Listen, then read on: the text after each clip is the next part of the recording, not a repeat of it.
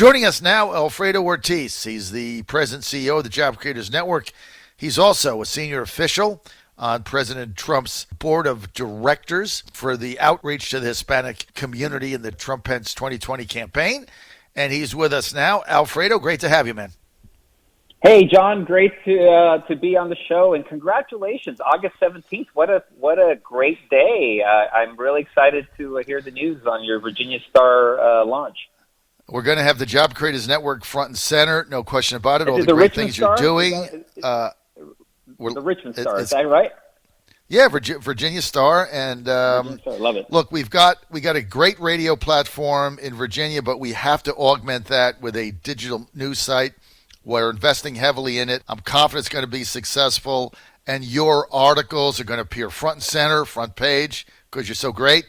And so we look forward to your op-eds and everything else. Now, Alfredo Ortiz, President CEO, Job Creators Network, you recently sent a letter to Senate leaders really outlining the reasons for a payroll tax cut while opposing an extension of unemployment benefits going forward. Can you explain, Alfredo, your logic behind this?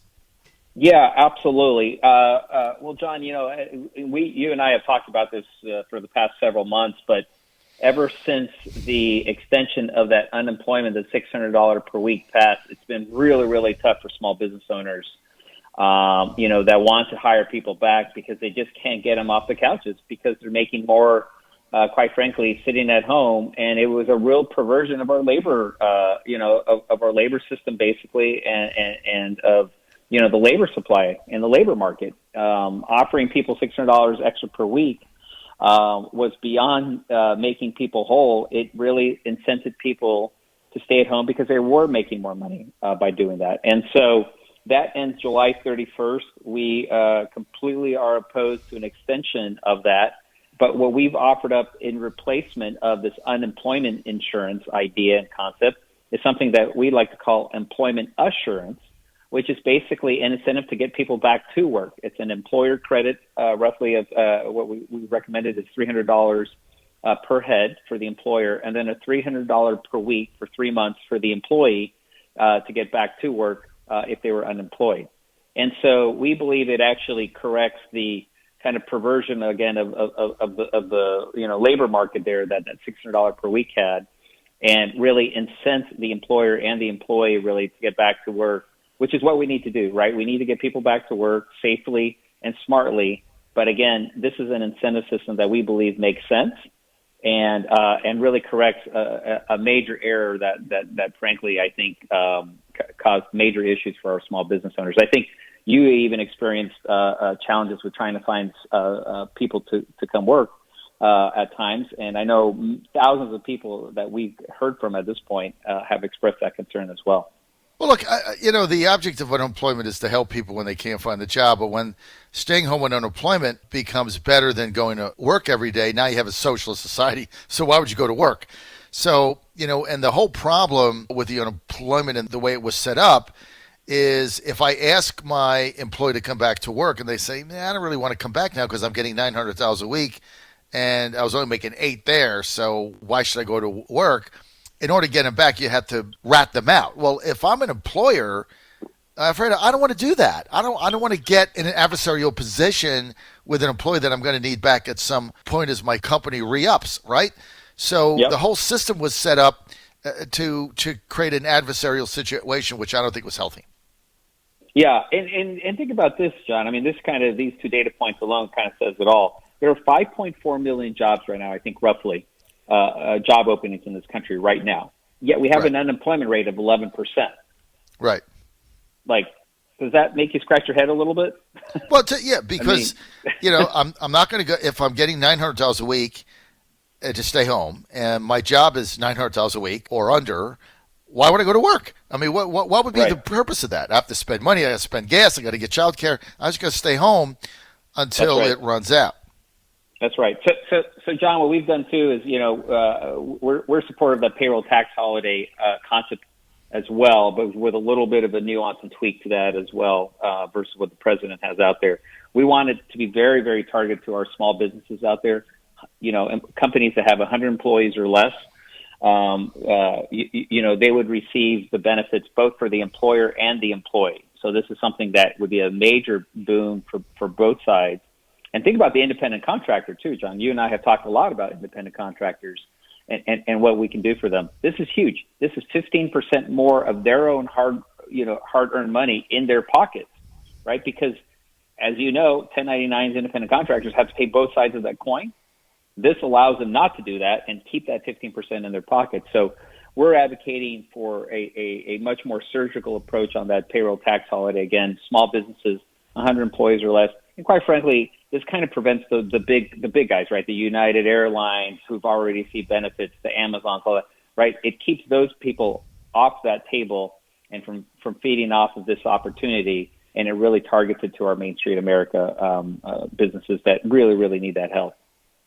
No, I love it because, look, we had a lot of bigger companies exploiting the PPP and other things. We've already got, Los Angeles Lakers, a multi-billion-dollar franchise, getting a couple $1 million, $30 million. I mean, things like that just didn't make any sense. That was not why PPP was set up. Some people took advantage of it, and it's sad, but that was the way it was written, and so it is what it is. But I love under 100 employees. But the thing is, payroll tax on both sides. So if you're working for a small company now and you look at your check, you know how much comes out a week or bi-monthly whenever you get paid. And so that money goes right into your pocket. The employee doesn't have to pay it. That means he can hire or she can hire someone else because you're saving payroll tax. It's cash. I mean, this is all cash. Right. And then, but the other thing you said about independent contractors is so true.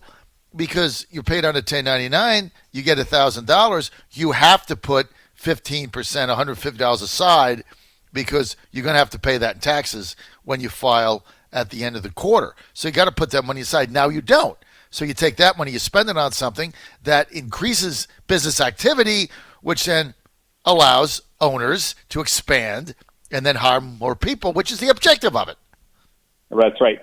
And that's exactly it. It's to make sure we get more people hired and more people back to work. And so we believe these two kind of working in tandem, I think, would be a big boon for our society and for our economy. I don't think there's any question about that. Now, tell me about the $300 employee tax credit for each new employee hired over the next few months. Plus, you also want a $300 back-to-work bonus paid directly to each new employee. Alfredo, how would that work? Yeah, and so that would actually be weekly. So for a period of 3 months, an unemployed worker, if they go back to work, will get a $300 per week bonus. Basically, it's a get back to work bonus. I jokingly, although the folks at Goya probably will not like this, I've used their name as an acronym. It's the get off your ass bonus. And let's get back to work, right? But it's true, right? I mean, look, people are sitting on the sidelines, John, and you know that you've talked to these small, but you've traveled the country as well. You know this is absolutely true, and the false narrative that the left is putting out there. On Friday night, I guess Goldman Sachs and somebody else put out this study. They said, based on our macroeconomic analysis of all the data, it appears as though there has been no negative impact on the labor market. Well, you and I both know that's just BS. Of course it is. I mean, anybody who just talks to anybody on Main Street America who goes to their barber and or the hostess at the restaurant, just ask the people, or any owner of any of these small businesses, just ask. And I have to tell you, even the other day, I was at a restaurant. I was just asking, the waitress helping me. I said, so you're working here, about the unemployment benefits. Why aren't you taking unemployment? She goes, well, because, I have a philosophy my dad taught me that you're supposed to work, right? That's what you do, and that's how you make a living, and you work for your stuff. And she goes, but it is upsetting. I've got a lot of colleagues here that are literally getting paid more than I am for staying at home. She goes, I have to tell you, it's pretty upsetting to me. Right. But because it's not fair. Because yeah. John Fredericks Radio Network, Trucking the Truth Across America with Alfredo Ortiz, President and CEO of the Job Creators Network, which is doing fabulous work. He's also Senior Advisor to the White House 2020, does outreach to the Hispanic community. Alfredo, let me just ask you this. So let's just lay this out. So I'm an employee getting unemployment. I'm getting $300 from my state, $600 from the federal government, so I'm getting $900. I have a job opportunity to go back. I'm going to make $800 a week. So I'm like, why would I take $100 under? I'll just stay home. But under your plan, I would get an extra $300 a week for going back to work, right, for 3 That's months. Right. So then I would actually be ahead of the game. So when I took my job and my extra $300, I'm going to be ahead of the game. So I'm going to go back to work. And also the employer, by hiring the person, would get $300 a week credit, right? Right. Tax credit. And remember then that you got the payroll tax holiday. So now, again, the employer and the employer are also ahead, right, by that amount. This is a brilliant plan. I, as an employer of a small business, have a tremendous incentive to hire people. Okay, tremendous, because I'm going to get $300 a week, and I'm not going to pay payroll taxes. Which, if you own a small business, that's always the obstacle. It's a salary. It's, you get scared if your payroll taxes start going up, because that's money that you got to pay every week, or you face bad things happen to you. So you got to do that. And that's a fixed cost base. So you give the employer incentive. Now you give the employees incentive to get back to work, because they get an extra $300 a week. So it doesn't matter if they're making $2,000 a week or $500 a week, they're going to get another $300. So they have a tremendous incentive to get back to work. And the whole object is to get everybody back to work. So why would the Democrats oppose this? Because it's going to help Trump. Thank you. I mean, I wish I had a longer answer for you, but this was an easy one, John. Right? And that's the sad truth. I mean, this plan, everybody should rally behind. Everybody. The Democrats are going to squash it. I mean, we already had Debbie Stanabo, her clip earlier, saying she has no interest in it. And nobody's going to do it. I mean, don't they understand basic economics? So her plan is just to keep giving $600 a week in perpetuity, I guess. That's her plan. And your plan is you're going to have the same $600, but it incents employee and employer to get back together, to get back to work, to further grow the economy. How does that not make sense to people? Right, exactly, John. But we know why they won't do it, right? And that's the saddest part of where we are today and with the Democrats. I mean, the Democrats, this is what the Democrats are about right now, right? Obviously, they're about making sure that Trump does not get reelected, right? But when you look at what are they standing for, they're what I call, again, the 3Ds. I love trying to find my letters, and this one is they're about defund, disarm, and dismantle, right? You've got AOC leading the charge on defunding, police across the country. You got Beto O'Rourke put in charge of coming up with ways of disarming, our country and taking our guns away. And then you have Omar pushing for dismantling the economy. And then, you've got Elizabeth Warren, quite frankly, as the puppeteer in chief in the background. Mm-hmm. So it's just sad. Your plan is brilliant.